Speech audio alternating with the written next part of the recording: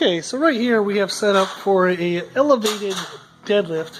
This is a wide stance deadlift, so we're actually using our squat stance. So, and what this is for the glutes. So the idea of this is you can see the bar starts just below the knee.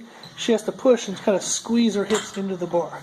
So most people will do incorrectly. What they do is they'll kind of lift with their head first. They kind of like lift the head, they lift the shoulders, or they squeeze through their lower back.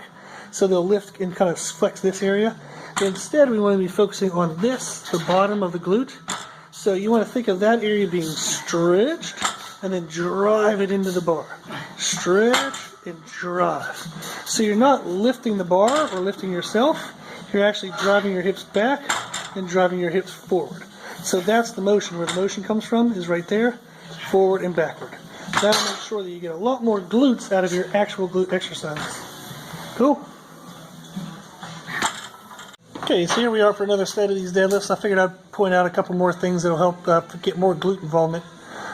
So one of the main ones you'll see when she's going is our shins are staying pretty much straight up and down. Her knees are going to travel in and out a little bit, just due to the bending motions and getting the external rotation of the knee. But that's the idea, is if the shins stay straight up and down, it reduces the quad involvement and it focuses more into the hamstrings and lower glute.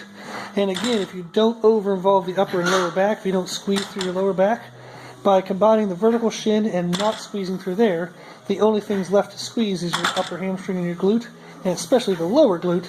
So if you want to have a little more of that pop of the booty at the bottom, you want to be focusing through that lower glute. Cool?